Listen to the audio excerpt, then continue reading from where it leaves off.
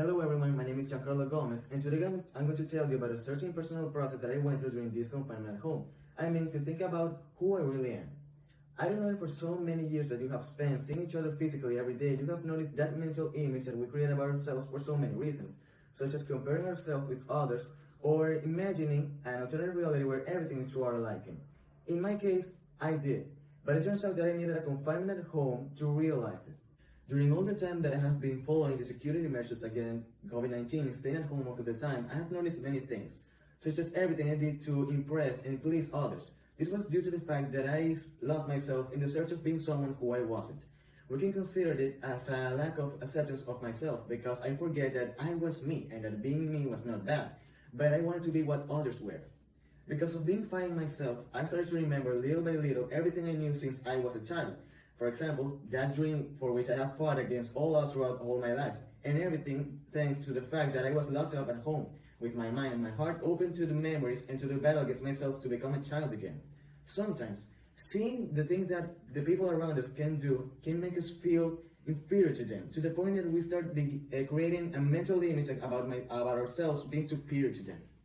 Maybe you began to learn how to play an instrument or possibly started practicing a sport due to a false motivation forced by envy or the desire to overcome someone who does good at what you do. Then you saw that they do good and maybe you're not. Being suddenly locked at home without being able to see you and many other people in person for so long was actually a blessing for me because it forced me to do something that I should have done a long time ago before the pandemic, find myself, in addition of meeting the roots of my vanities, facing them once and for all, and returning for who I was and who I really am. This little secret that I have confessed to you is something that I think that we should all do. Tonight, when nobody bothers you, take a seat or lie down in the bed or on the floor, and if you want to, close your eyes or look at a fixed point. And start remembering your most embarrassing and frustrating memories. At first, you're going to feel uncomfortable because you're going to visit moments in your life that were very awkward. And you're going to realize that it was this who caused them. And by this, I mean changes in your life that weren't actually positive. If at this moment you start to feel that my words begin to hurt you, don't try to hide your wound from realizing those lies in which you were wasting your time, your effort, and your tears. Because of doing that, you were only going to add salt to that open wound.